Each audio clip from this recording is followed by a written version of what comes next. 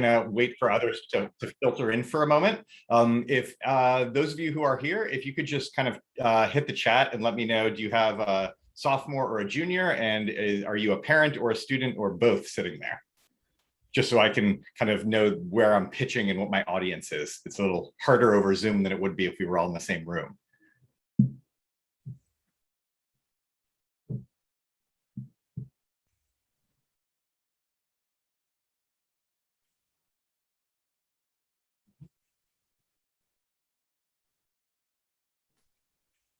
Thank you. Keep it coming. Great.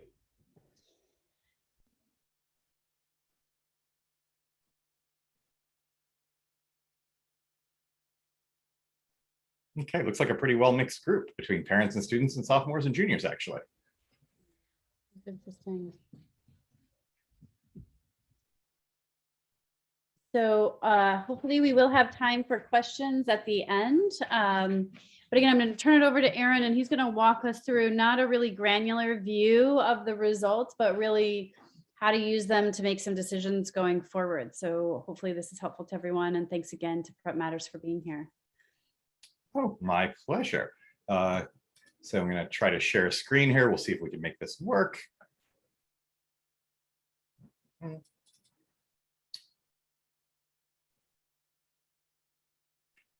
Are you all seeing what I'm seeing?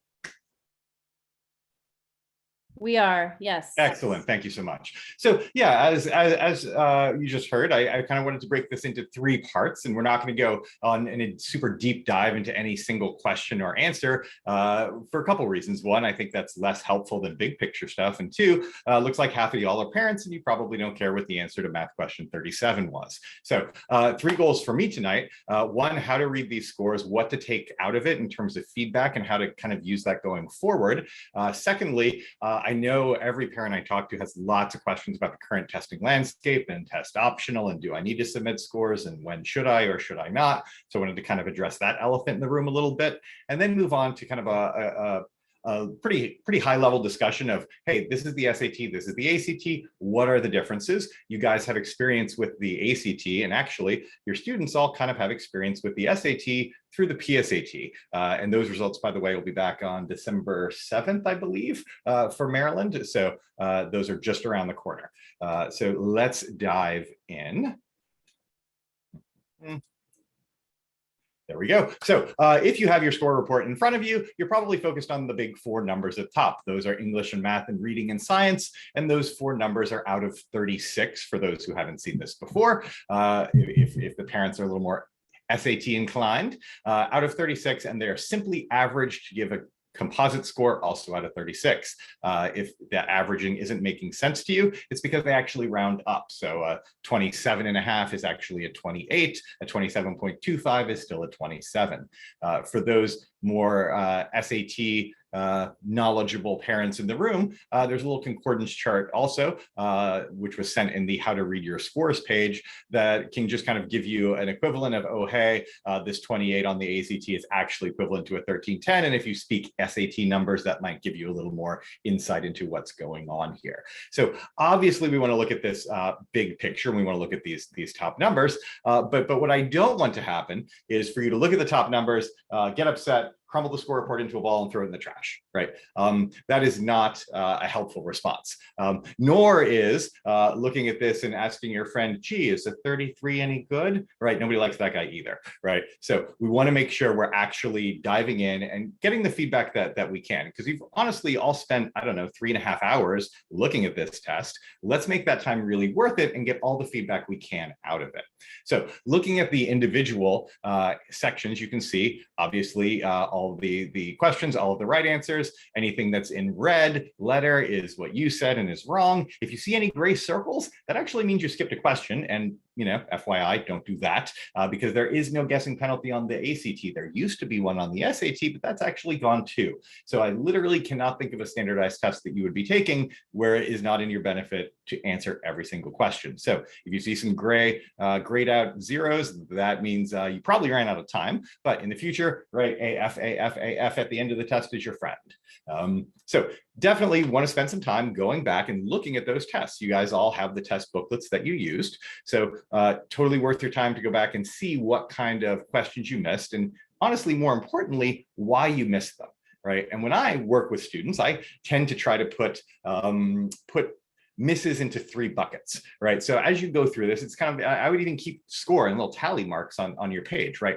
In terms of why you missed the question. Did you just not know something, right? And that could totally be happening on the math section, especially, by the way, for my sophomores out there, as we'll talk about in a little bit. The ACT actually features a hefty amount of pre-calculus. So there's just plenty of concepts out there that you've never seen before, and that's fine. That just goes in the, oh, nobody taught me this bucket. And I'm sure you'll be able to take care of that by test day. Also, another kind of related error I would put in the process bucket. That is, oh, hey, you knew what you were doing, you just didn't execute well. Made a silly sign error. Ooh, Jim's age, I answered Bob's age. Oh, radius, I used the diameter, right? There are all sorts of ways that we can easily get these questions wrong that have nothing to do with not knowing how to do it. Right? It's just that something went wrong in the mechanics or the process of it. So I consider that definitely a separate bucket. And then finally, the ones that you just look at and say, oh my God, I don't understand what I did. I don't know how I could have missed that. That seems really easy right now. How in the world did I not look at that reading passage and answer that question? I don't get it, right? And usually when students are having that response, that tends to actually be kind of anxiety or rushing, right? Things that make sense to you now really easily while you're, sitting on at home on the couch with your feet propped up on the table, just leisurely looking through these questions.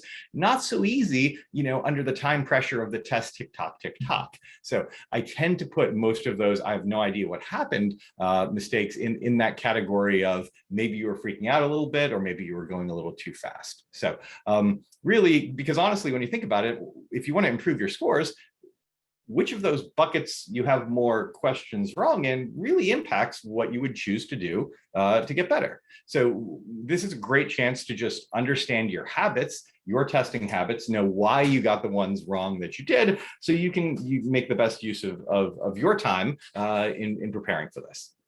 So please do spend some time reading those scores. If you've got any questions or concerns, you're welcome to reach out to me, to Prep Matters. We're happy to walk you through any other details that you might need answers to.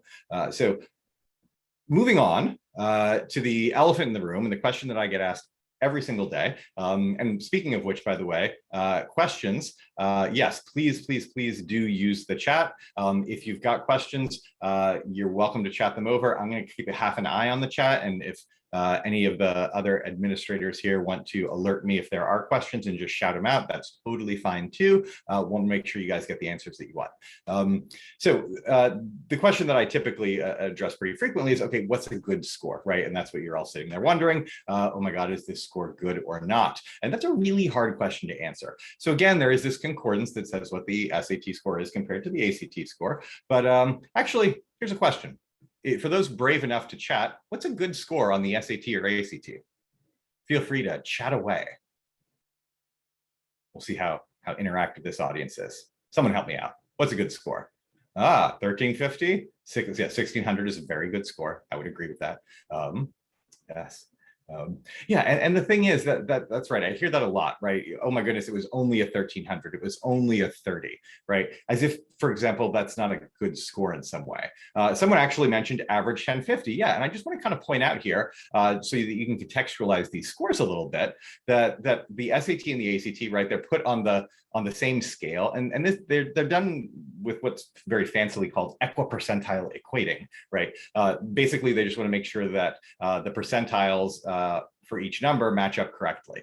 So this is kind of what it looks like, right? So the 50th percentile, right, is 1,000, or like around a 20 on the ACT, right? If you did better than that, you did better than half of the country when they're done taking the test and you're just starting this process, right? So, here we are in MCPS though, and I'm often told that, oh my goodness, if it's not 1,400, it's not worth anything. And just like, that's a little crazy, right? That's like the 96th percentile, right? And if you're saying you can't be that, it's just, there's a lot of extreme behavior, and I just want to kind of warn against it a little bit and give you these numbers to put in the larger context of things. Right. So what's a good score? Really hard to say, because a good score, I would argue, is a score that gets you in the game at schools you want to attend. Right. These are admissions tests. thinking of them or looking at them through any other lens is kind of borderline unhealthy, right? So a good score gets you in the game at schools you care about. And really, that's kind of what motivates all of this, right? Nobody would be giving up these Saturday mornings if it weren't for the fact that schools want scores. Historically, so here's a little older data. This group called NACAC, the National Association of College Admissions Counselors, made up of a lot of admissions officers from all of the colleges that you would put on your lists. Every year they're queried as to, okay, what are you looking for, admissions officers, when you're reading applications? And this is the most recent one that was published pre-COVID. And every year it looked basically something like this. The highlights here are mine. And what you'll notice is that the top 3 rows on the list are basically your grades, right? Grades. And this is not a surprise to anybody. The grades are the most important thing, right? Transcript, number 1, very important. Taking good classes, hard classes, and getting good grades, always going to be the most important thing, arguably more important now than ever. The next thing on the list is of course these scores, right? And then you'll see that like almost everything else is pretty far down the list compared to grades and scores. And people who get uptight about APs and IBs, there's AP fever that will sweep the school in April and May. Just look how far down the list those are, right? So please don't really freak out about that. But anyway, yeah, these tests are important because colleges say they are, right? Or at least they did say they were. So that takes us to more recent history. What the heck happened in 2020 when the world went test optional, right? What we saw that year was actually an 11% increase overall in college applications.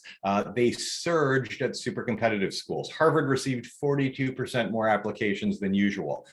Not surprising when you sit back and look at it. Oh, hey, I don't need to send my scores. My scores weren't really Harvard level, but hey, why not? I'm going to take a swing at it, right? And that same thing happened at competitive schools all over the country.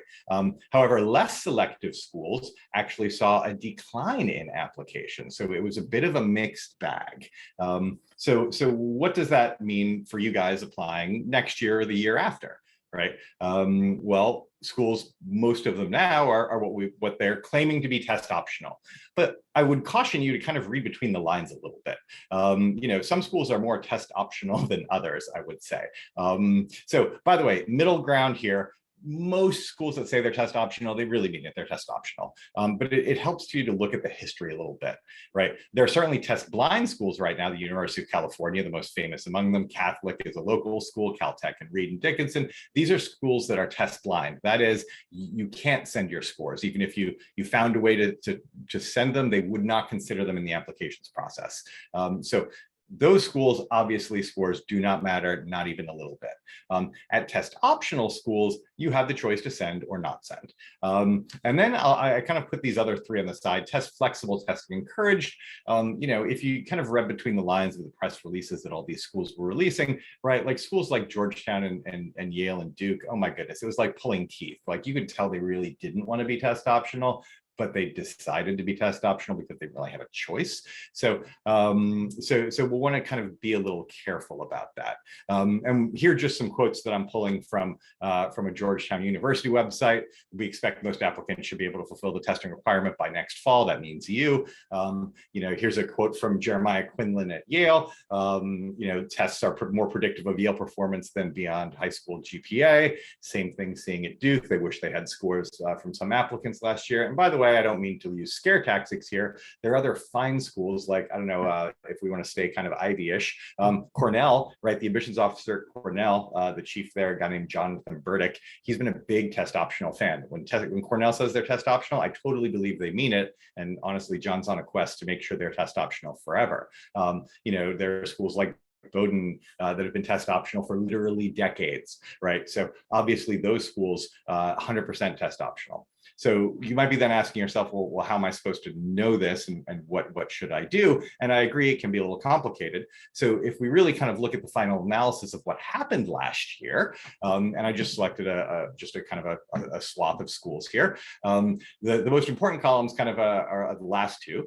Basically the admit rate for students who submitted scores and the admit rate for students who did not submit scores. And here, if you look at this, right, Amherst, just throwing it out there, or obviously 10% with scores, 6% without. You might say that's only 4 percentage points. I would say that's 4 out of 6, or like a 66% increased chance, right? So, schools like Georgia Tech, you doubled your chances by submitting scores. Other schools, right? Boston College, really not that much of a change. Vanderbilt, not that much of a change. So, and of course, correlation does not imply causation, right? As everyone would think, looking at this, right? The students who sent the scores probably had great scores, and the students who had great scores probably had great grades and great extracurriculars and were really qualified candidates. And maybe they got it because of all those things that had nothing to do with the scores. I have no idea.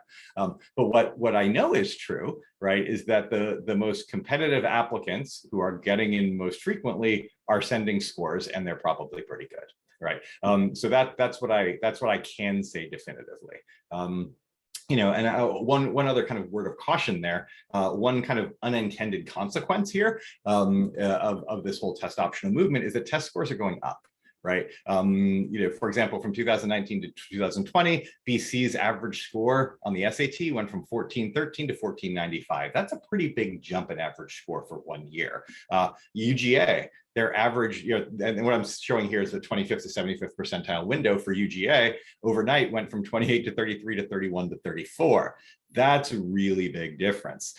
Why is that? Well, arguably because the kids who were sending scores last year had really good scores. Otherwise, they wouldn't have sent them. So the reason I say this is when you're looking at, hey, you Google online, what is Georgia's average ACT score?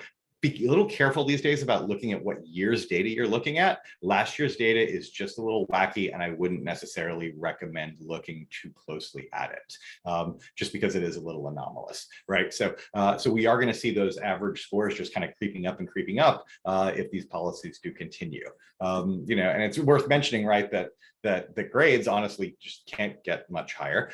Here I'm picking on UCLA. Why? Because it was literally the most popular college in the country last year. Over 100,000 kids applied to be UCLA students last cycle, which is kind of crazy. So here's just their admitted students, not the applicants, the admitted students, right? The 25th percentile weighted GPA at UCLA was a 4.3, right? Unweighted 3.9. That's kind of nuts, right? So grades are already very high. If you can, support your application with helpful testing, it will probably help you, right? That being said, if your test scores are inconsistent with your grades, this is really good for you, right? There are plenty of avenues that you can apply. There are plenty of schools that you can apply to test optional, not show your scores, and it will be just fine, right? In fact, I would say for most students last year, and I suspect for many students going forward, right, some nuanced decisions are going to be made. For almost all of my students last year, in fact, I don't know that I can think of very many students who either sent scores to no schools or sent their scores to all their schools, right? So you don't have to make broad decisions, right? You can get very granular. You can send your scores to this college, but not to that college. And for most students, that's kind of the new normal now, right? If everybody's test optional, you'll send your scores to schools where you think it'll help your application, and you won't send your scores to schools where you don't think it will help your application. It's kind of that simple.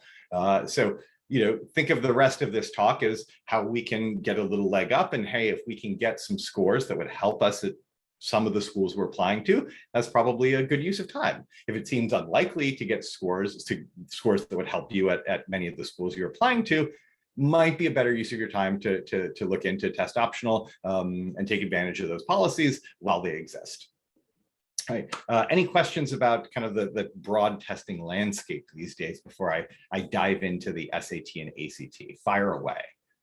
We'll give you a moment while I take a sip.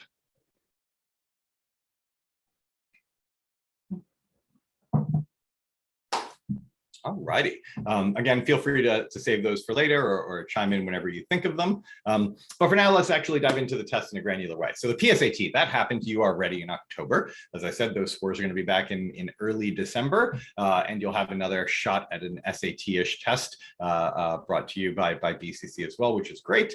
Remember, importantly here, colleges never, ever see PSAT scores. There is literally no mechanism by which you can communicate your PSAT scores to colleges. There's there's no way to send them, they don't care. So PSAT, hopefully you took it seriously. A great way to get a little preliminary read on where you are on the SAT, because honestly, the biggest difference between the PSAT and the SAT, basically 5 minutes and 5 questions a section, right? That's it. The PSAT is ever so slightly shorter, same content, same format, same difficulty, same just about everything. Jumping in with a question. Hi, is it accurate that only a student's top scores are sent to a school? You guys are actually in control of that. So when you send your scores, you actually send by date. So that is, if you take the ACT 3 times, you can decide, I'm going to send the February test, but I'm not going to send the April test. I'm going to send the December test, but not the October test. So you're the one pushing the buttons and sending the score reports that you desire. I will say this, however, it gets slightly more complicated because of something called super scoring, right? The ACT helpfully now super scores for you. That is, if you take the ACT several times, what they actually now do is construct one score report that has your highest score from any date, and they send that along with the scores from a particular date that you're sending. So you have to send one full date, but it'll also send along the super scored scores for you. If you would like colleges to super score the SAT, you have to send them all the score reports that you want them to see. But you're always able to not show a bad hand. So other than the opportunity cost of going and taking it that Saturday morning, really there's no bad thing that can happen because you're never going to be forced to show those scores. Thank you for the question. Great one. So back to the PSAT, right? Colleges will never see these scores. So nice low pressure way to see how you're doing. The PSAT is also great because you get a lot of feedback, right? It was certainly a more official feeling test than the one that we held on Saturday. And I'm not, knocking our folks here, but like you guys all knew it didn't count. The PSAT just kind of feels a little more real, right? It's a little more stressful. So great opportunity to see kind of how you performed in that environment. Again, just like with our test, you're going to get all the answers back, all the questions back. You'll know exactly what happened. I encourage you also dive in, use that same kind of 3-bucket process we talked about to see what happened on your PSATs. So that takes us now to the question of the day, SAT or ACT. That's what we were trying to help you decide. So as we said, the scores for the ACT 1 to 36, as everyone knows, the SAT out of 1,600. A real SAT score report will have plenty of other scores. There'll be cross-test scores in history and science. The ACT, if you take a real ACT, there'll be your ELA, English Language Arts score, which will kind of combine the reading and the English test. I encourage you to do what colleges do with all of those other scores, which is basically ignore them. Right. A lot of fancy information there, not super helpful or important in the admissions process. Really, it's kind of the top scores that they care about most. So don't get too into all of the minutia there. So structurally, you guys are all familiar with the ACT. You just did it. There are certain types of students that do better on one than another should students take both. We were going to get into all of that in detail in a couple slides, so I'm going to punt on that for now. Structurally, ACT versus SAT. The ACT, what you just did, right? 45 minutes of English, followed by 60 minutes of math, a halftime break where you get 10 minutes for yourself, and then diving back into the really sprinty reading and science sections. The SAT looks pretty similar. Big reading, big writing. Here, there are 2 math sections on the SAT, one of which, by the way, you don't get a calculator for. We'll talk about that. Don't freak out. And also, of course, the SAT does not have a science section, which is a pretty big distinguishing factor. Also, I'd say that the SAT, gosh, it starts with a 65-minute critical reading section. I mean, it's kind of a punch in the mouth, to be honest with you. The first time I did it for real, I was like, wow, I'm tired doing this. I can't imagine what students feel like. It's kind of rough beginning. But either way, if you add up all of the minutes, you get more than 3 hours. And that's just, gosh, a really long time to be taking a standardized test. Many critics of the test and even people who like the test might argue that it's just too long.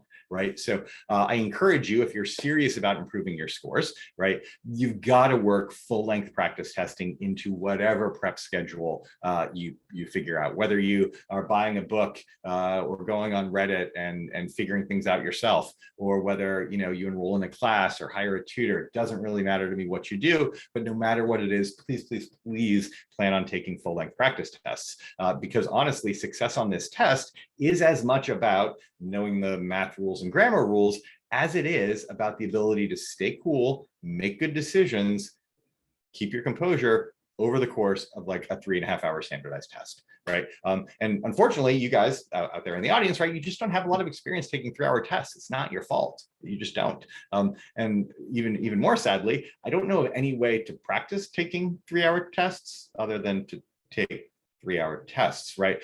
So bad news, just you got to do it. You got to practice the kind of the marathon aspect of these tests. So that's really the structural difference between these tests. And people ask me, of course, well, aren't they just kind of the same content? And by and large, they are. But if we had to draw the one major difference between these tests, it's time, right? For those of you who took the ACT, you were probably surprised by how fast-paced it was, especially coming off of your PSAT experience, where it's like, oh yeah, I had plenty of time on that reading section. And then you got to the ACT and you're like, wait, what? Because that SAT reading gives you 75 seconds per question. The ACT gives you 53. The ratio is the same on English and writing, when math, right? You know, we all know students maybe who get kind of test accommodations and 50% extra time. Well, the SAT is basically 50% extra time compared to the ACT. You have much more time to answer those questions. However, it's not all bad news for the ACT, because as you also might have noticed, gosh, the questions on the ACT just felt easier, right? Most students would say they feel more straightforward. They're not messing with me like they were on the PSAT and the SAT.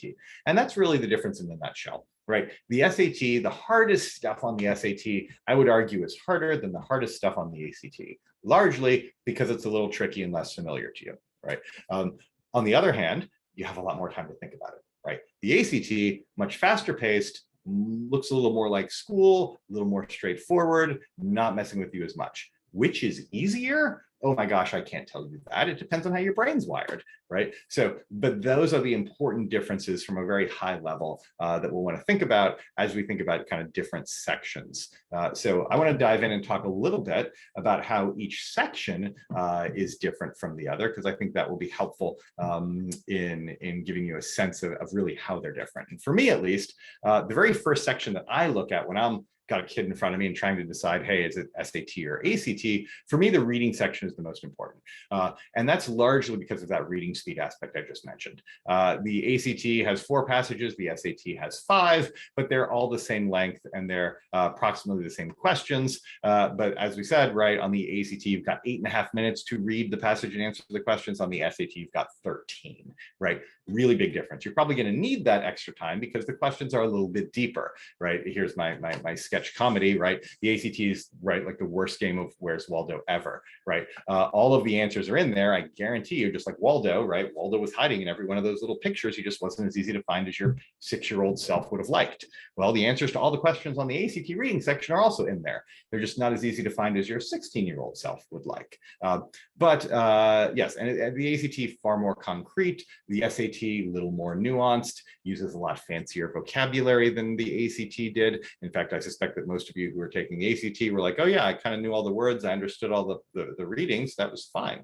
You know, the hard part on the ACT is, oh gosh, yeah, I remember they said that, but where is it? Oh gosh, I don't have time, I guess I have to guess, right? On the SAT, there'll be a lot more struggles where you're like, oh, great, they send you back to paragraph 2, look at paragraph 2. Yep, I had no idea what that meant the first time. I'll read it again. Yep, still not sure. Let me look at the answer choices. They might help. Nope, they're not helping, right? So SAT, a little more confusing, ACT straightforward, but faster, right? And that really is very emblematic of the test as a whole. And some students are just, you know, try as they might, will never have the reading speed to hang with the ACT. And other students, try as they might, just can't grapple successfully with the complexity of the SAT reading. Again, I back off from saying one's easier or harder. They're just different. For me, the next section I tend to look at is the math section. And here are my incredibly non-quantitative graphs that I totally eyeballed and made up myself. But I do think they tell the story, and that is the ACT is a very balanced test of high school mathematics, right? There is pretty much, if someone decided to make a multiple choice final exam for Algebra 1, Algebra 2, Geometry, and Pre-Calculus, it would look kind of like the ACT math section, right? Everything's fair game in approximately equal proportions. It's trying to be fair and balanced and get everything that you've learned up until the end of Pre-Calculus. On the other hand, the SAT, way tighter focus, right? There's a lot less geometry on the SAT and quite a bit less pre-calculus on the SAT. The SAT is basically a big old algebra test, right? Really focusing on algebra 1 and algebra 2 in a very, very significant way. So that could be a blessing or a curse, right? If you hated geometry, okay, the SAT is looking pretty good to you. If you're a junior and you're, I don't know, still taking algebra 2 or only, beginning your journey through pre-calculus, well, then that also might be in favor of the SAT, right? On the other hand, maybe you're up on a math track, you've already seen all the pre-calculus before, you love geometry, ACT is looking good for you. So ACT, much broader range, SAT deeper dive. I will also mention the calculator thing, right? Everybody gets, or not everybody, but many students, right? You kind of have that TI 83 welded to your hand during math class, and the SAT is going to take it away from you for one of the sections. But I will tell you this: they are not interested in testing you on your times tables, and if you remember them, they really aren't. That no calculator section on the SAT, it's actually aimed at guys like me, right? Because there are all sorts of test prep tricks and hacks that tutors would say, oh, you could pick numbers or test answers or do this thing with your calculator to kind of get around having to do the algebra. And those things are true. There are ways to kind of leverage your calculator in creative and clever ways. And the SAT is just wanting to take that away from you and make you do the algebra. So that kind of section 3 on the SAT, math, no calculator, probably should be more aptly titled math, algebra, because that's the point. They're making you do the algebra. It's really an algebra section. So if you're the kind of person who just, oh my God, I hate doing long division or 2-column multiplication, yeah, you won't need to do that on the SAT non-calculator section. If you start doing long division, I can guarantee you it's because you're barking up the wrong tree. That's not what the test is about. So don't worry about that. Cool. So that's the math back and forth. Moving on to the last section that we can meaningfully compare. That would be the ACT English section versus the SAT writing section. Think of them both as grammar tests because they are. The SAT calls itself a writing section, but honestly, other than your name at the top of the page, you're really not writing anything that counts. You're filling in little bubbles and answering multiple choice grammar questions. So, the parents out there might look at that sentence diagram and know what I'm talking about, but I suspect most of the students don't, which is, for me, a great big shame because, gosh, I love sentence diagrams. But anyway, back to the point, ACT versus SAT, right? So here I would say this is the one I put last because honestly, this it really doesn't matter to me so much for a couple of reasons. One, this is the section that are honestly the most similar between the two tests, right? If I gave you an SAT or an ACT English section or writing section, they're really similar. They cover very, very, very similar things. If I had to draw distinctions, and they are very slight, it's that the ACT is a little more of a kind of hard, crunchy rules punctuation test. The SAT, as I've been saying, a little more nuanced, a little bit more about flow and transitions, a few more kind of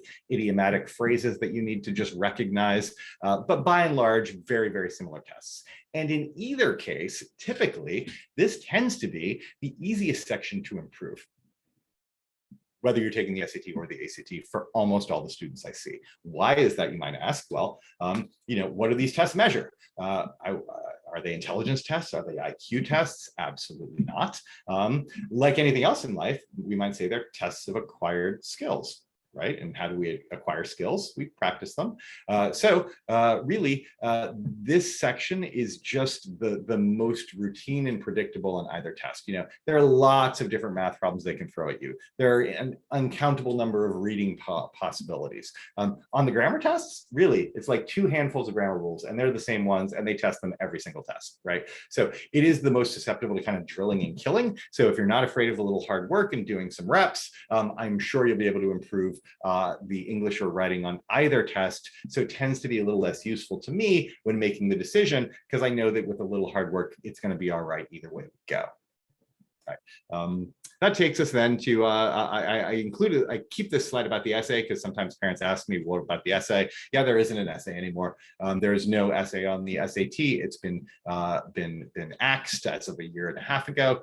There is still an optional essay on the ACT. Please don't sign up for it. Please don't. You're not impressing anybody. It's just a waste of time. The only reason the optional essay is still on the ACT is because there are certain states in the Midwest, right, that use the ACT as like an exit exam, and they need a writing sample, and that's kind of the only reason it's still there, to be honest. So sign up for the ACT without writing. Nobody cares about the essay. Colleges don't want it. The SAT doesn't have one. You really don't need it. So I don't want to waste any more words on that. That was probably too many. And that takes us to the final section on the ACT, which is the science section. Which chemical engineer in a former life, science, I love science. This test, not the science section, right? As much as I've been saying the ACT is a more straightforward test, and that's true, the least straightforward thing they've ever done is probably call the science test a science test. If they were a little more honest about it, they'd call it the reading charts and graphs test, because that's what it is. Right? If you think about this, compared to the reading section, right? Did the reading section ask you random questions about the Great Gatsby and the Grapes of Wrath and all those books you were supposed to have read by now? No, because they can't, because it's a standardized test and I don't know who's read what. So instead, hey kid, here's a passage, read it, answer these questions. The answers to all the questions are in the passage. That's how the reading section works. The science section works exactly the same way. They don't know who's taken biochem or physics yet because every school has a slightly different science curriculum. So they're not going to ask you random questions about biology or chemistry or physics. Instead, hey kid, look at this experiment, look at this data, now answer these questions. All the answers typically are in the data. Right. So if you're a STEM kid, if you're saying, oh my gosh, I love science, I should take the ACT, yeah, not so fast. Right. On the other hand, if you're saying, oh my God, I hate science, it's my least favorite class in school, I should never take the ACT, please don't write it off because it has a science section, because it's really not about science. In fact, it may surprise you guys to learn that for me, at least, the science score tends to be for me more correlated with the reading score than it is with the math score. Right? Why? Because it's the same task. It's how fast you can assimilate and find information. Clearly, if you love science and you understand all this stuff, you will be able to contextualize this information more quickly and maybe have a little more fun doing the section. So I'm not going to say knowing things about science doesn't help, but really it's not a science test per se. So don't freak out or fall in love because you think it does or does not have science. It's not really that simple. So that's it. Those are the sections, right? The other things I want to mention real quickly are some other things that might help you make the SAT or ACT decision that really aren't the content of the test, that are more the policies behind it, right? For example, on the SAT, if you go and take an SAT and it's like the worst day ever and you get sick and you puke all over your shoes and your neighbor and it's just awful, you can sign a little piece of paper that day that says, please, I don't want this test to count, and you can just cancel your scores, poof, and they're gone. And it's not like a black mark, it's like it literally never happened. You actually have until Wednesday, by the way, to send them a letter and say, please cancel the scores. And if you do that, like it never happened, but it never gets graded and you never know, right? The ACT handles it completely differently. The ACT will not let you cancel a test until it's scored, because the ACT says, well, there's nothing to cancel because we don't have the score report yet. On the ACT, once you have a score report, once it's been graded, in fact, you can take the ACT 3 or 4 times, and then you can fill out a form and say, please delete these few tests. You might be saying to yourself, but Aaron, you already told me I controlled which tests I sent or not. So why does this matter? This used to matter probably more than it currently does, because there were certain schools out there, and honestly, like literally fewer than 2 handfuls of schools that used to ask you to send every SAT or every ACT you've ever taken, right? They actually literally made it a discrete question on part of their application, and you kind of couldn't hide a bad day from those, honestly, 6 or 8 schools. Whether or not that's going to come back post-COVID test optional, I have no idea, probably not. But just kind of for students who are really kind of panicked and test shy or test anxious, sometimes knowing on the ACT that like yeah, we'll just wait for the scores to come back. And if you don't like it, we'll delete it, right? It can like lower the anxiety a little bit there. The ACT also has a much broader suite of accommodations. We're going to talk about accommodations for a hot second in a moment. But generally, students who have accommodations have a wider variety of accommodations to select from on the ACT than they do on the SAT. And also the calendar, right? You know, there's like an SAT in May that's like literally right in the middle of AP season. The ACT steps around it very nicely. So honestly, the ACT calendar just tends to be a little more student friendly than the SAT calendar.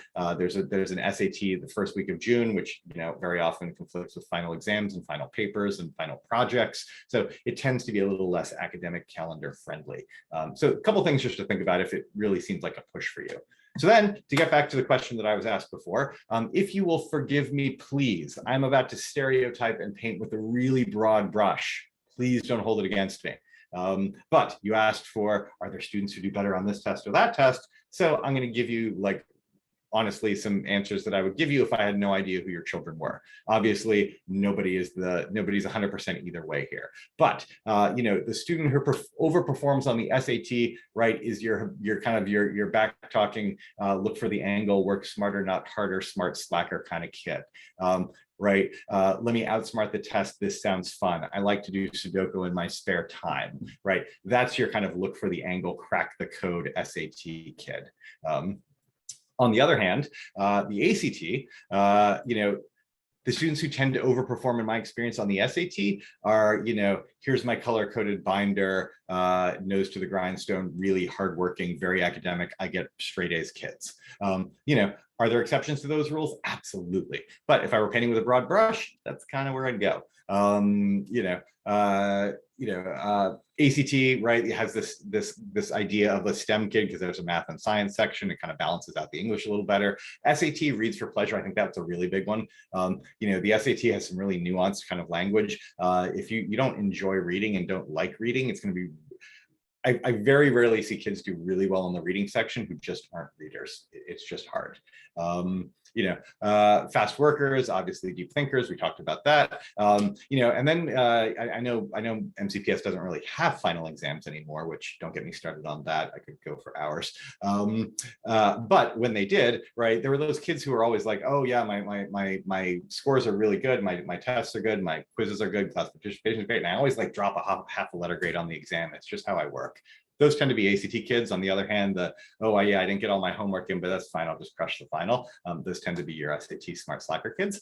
So again, those are my horrible stereotypes. But really, every rule has exceptions. So how do we know which test to take? Well, you guys are a step ahead, because how do we really know? We take practice tests of both tests, and then we have a much better way to think about it. That being said, I do want to warn you a little bit, because you're about to do what I suggest, that is compare SAT practice test results with ACT practice test results. And I would argue that honestly, that's a little slanted in the SAT's favor.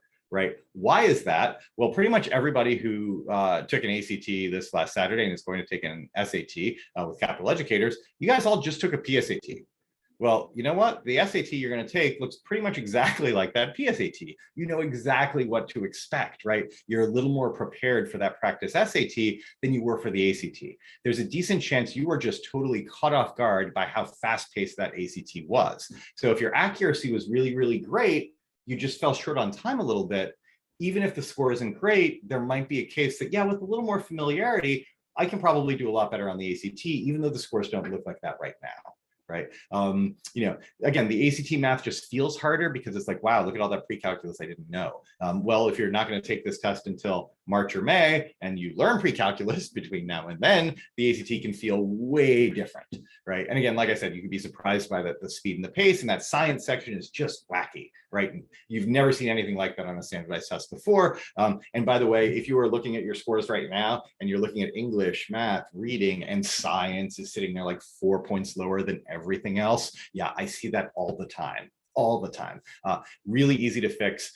It's just, yeah, the science section is so wacky and strange. In my head, when I'm like doing a comparison between scores that kids have, I like add 4 to the science if it's the lowest score, because I know, honestly, I'll talk to kids for like a week or 2 about it, and we'll just get those 4 points right back when they start doing it the right way. Someone asked about accommodations. So I will say this, right? Yes, I've been trying to paint, a somewhat even story. The SAT is easier for this, the ACT is easier for that. It depends on the kid, it depends on the kid, it depends on the kid. Well, actually, if you get extended time, it's probably the ACT for you. In fact, I've been doing this professionally for, gosh, almost 20 years now, and I can literally count on one hand the number of kids who had accommodations for both tests and for whom the SAT was a better choice. It almost never happens. They're unicorns, right? So really, and why is this? It should probably be pretty clear, right? The hardest thing about the ACT is time. So extra time is just inherently more helpful on the ACT than it is on the SAT. On the SAT, you get a lot of extra time to look at the reading passage that you don't understand, right? Or to not see the math trick, right? On the ACT, the extra time just lets you finish, man, right? So it tends to help scores way more on the ACT than the SAT. So if you do have accommodations, I would say start with the ACT, and it would be really strange if something were to happen where the SAT would actually be a better fit. Not impossible, but really, really, really odd. That's one definitive thing I can say. In terms of testing calendars, right? I often get this question, well, when's the best time to take the test? And there's all sorts of urban legends. These always crack me up. Oh yeah, you should take the SAT in the fall, because that's when all the seniors who didn't do well are taking it again, and they're not really very good at this, so it's easier to beat the curve. Yeah, that's not how this works, right? I actually had a parent from a school that I shall not name, email a few weeks ago saying, hey, we've been thinking, does it make sense to have our student from fancy prep school take the ACT farther away in the middle of nowhere at some rural school where the competition will be easier? Oh my God. Right. That is so not how this works. So really, there is no easier or harder test date. That is all urban legend. However, I would say there are probably easier or harder test dates for you, and that depends on your schedule. So for my juniors out there, not all is lost. Please don't freak out. You have plenty of time to do what you want to do, but you're probably looking at, starting prep now. And hey, there's a February ACT coming up. That could be a good target for you, right? After February, there's April, and there's June, and there's July, and there's plenty of opportunities, right? On the SAT, right, there's really not another SAT until March, except for, the one in 3 weeks from now, but that's probably pretty early for you guys who are just starting the process. So the key thing to take away from this, 3 or 4 test dates in the spring, plenty of swings at the pitch here for you. So really the first thing you want to do is decide, hey, am I an SAT or ACT person? Someone asked earlier in the chat, should you just take both tests? I tend to really not like that plan. They're honestly better things to do with your Saturday mornings than like take every standardized test known to man. And these tests are sufficiently different from each other that I tend to think it's more sensical to figure out which one is the path of least resistance and then go hard down that road. I'd rather you specialize and do really well on one test than kind of split your efforts and be conquered by the tests, right? So pick one and go with it. For the sophomores out there who have a little more runway and are thinking, well, when should I take it next year? There's some pros and cons there, right? Do I take it earlier? Do I take it later? And a few things to think about for the sophomores out there, right? Like, what sports do you play, right? I mean, are you a wrestler who's 20 pounds lighter than you're supposed to be, like from November to February, and you can't think straight? Probably a really bad time to take the test. Are you the lead in the school musical? And is the April ACT right in the middle of Tech Week? Probably a really bad time to take the test, right? So those individual things I think are way more important. Ideally, right, we want to take the test at a time when you can be, to the extent that you can in junior year, somewhat relaxed and well slept and well fed and happy. And arguably have a few weeks runway ahead of time to do a little practice and a little preparation and make sure you're ready for it. That's the best time to take the test. Could that in fact be in the summer? Would you want to shoot for an August or September test of your junior year? I have a lot of students who think about that. A few pros and cons there. Pros, if you are going to be around all summer and can use the summer to prep for the test, that can be really advantageous. Having the testing out of the way before junior year and the pressure and time of junior year, that's a really great thing if you can make it happen. On the other hand, it's sometimes hard to make that happen, especially if you're trying to take the ACT and you haven't taken pre-calc yet.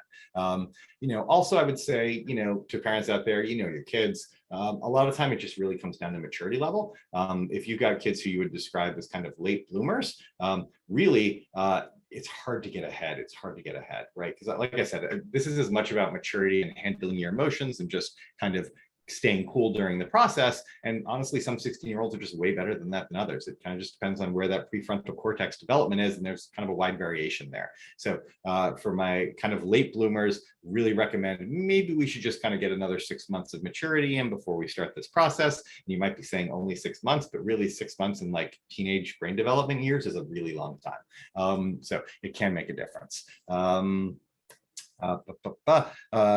Great. I do see the other questions. I will get to them at the end. We're just pretty close here, so I'm just going to save it. And finally, I like to end with this test because I know our founder, Ned Johnson, believes in this a lot, and I would be chagrined if I didn't mention it. This is something called the Yerkes-Dodson law, right? It plots performance versus stress. Right. And it's often a surprise when I talk to students about this because stress can be good, right? What does zero stress while taking the SAT look like? Zero stress looks like I'm going to make smiley faces with bubbles, right? Like, it means you don't care, right? So there's a certain amount of stress that's a good thing. You want to care about this. You want to take it seriously. And of course, as we all know, too much stress kind of falls off the cliff, and that's a really bad thing. By the way, fun fact, distress is too much stress is actually a word called eustress, EU stress. That actually means good stress. You've learned a vocabulary word today. So really the goal here of your preparation should really be, right, to give you the tools so that you're not overly stressed on test day, right? To prepare for the test so you know what to expect, so there aren't really any surprises. You've been there, you've done that, you know what's on the test, and you know that you know it, you know the pace of the sections, and you know you can work at that pace. It's just another test, you go do it, right? There are a myriad of ways to get that readiness. Like I said, you can buy a book, you can download free tests from Khan Academy for the SAT. There's really no ACT complement there, but gosh, if you go to you Reddit fans out there, r/SAT or r/ACT will provide you with all of the free materials you could ever use and probably more, right? There's some really psychotic Reddit kids out there who are doing a lot of tests and having a lot of really high level discussions about it. It's really actually a pretty awesome community of kids who are self-prepping hard and care a lot. So there are plenty of options for you. You can hire a tutor, you can, take part in a class, lots of things, but final analysis, right? This is a test of acquired skills. It's not an IQ test. It's not an intelligence test. If you want to get better at this, if you're looking at the scores saying, I really wish this were better, all it is work. All it is practice, right? Can you think, I'll leave you with this final question before I dive into your questions. Can you think of anything that you can practice doing and not get better at? Anything at all? It's kind of hard, right? This is no different. If you practice, you'll get better.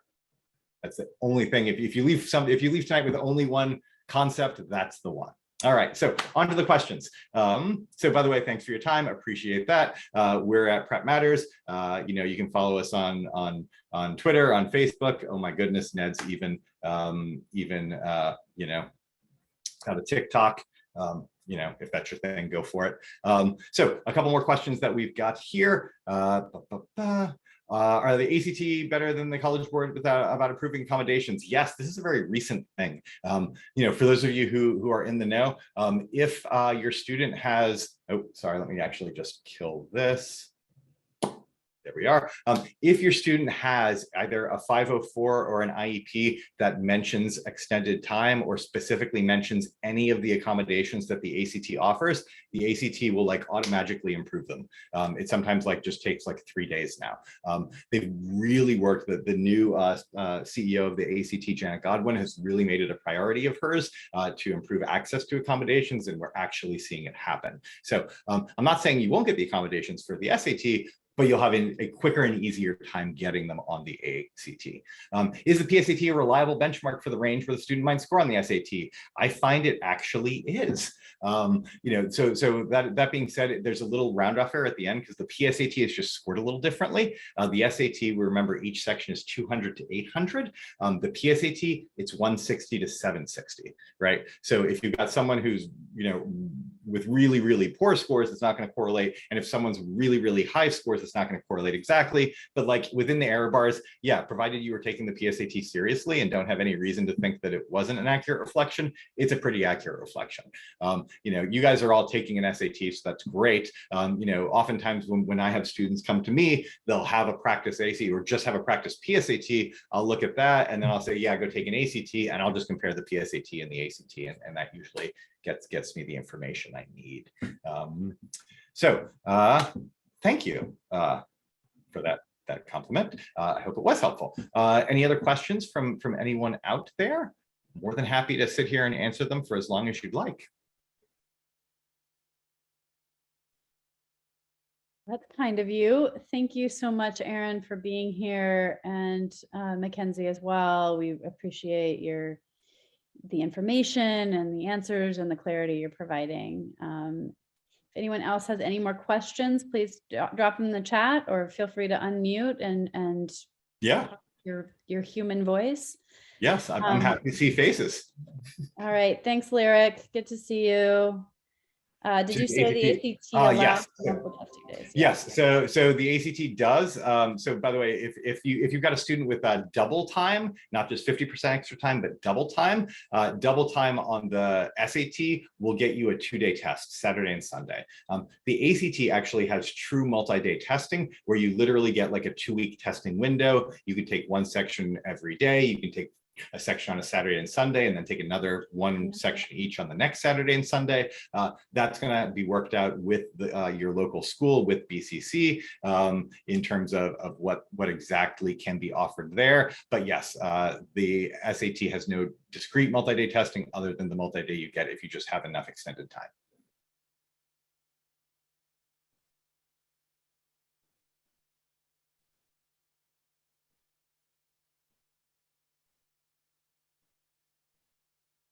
Can I ask you one more question about the, so on the coding, it looked like there were easy, medium, and hard questions, but on our score report, they all were like dark. So they all looked hard. Oh, they did? Is that just, yeah, I mean, I assume they weren't all hard, but it wasn't color coded. No, that was clearly not intentional. I can actually answer this, Aaron, if you want. Oh, thanks, so, Max. For this test, our grading system doesn't actually pick up the coding for the exam. Not all of the questions were hard. They definitely do not all fall in that hard category. It's just something with the coding on the actual score report itself. So they were not all hard. It's just the way it's coded.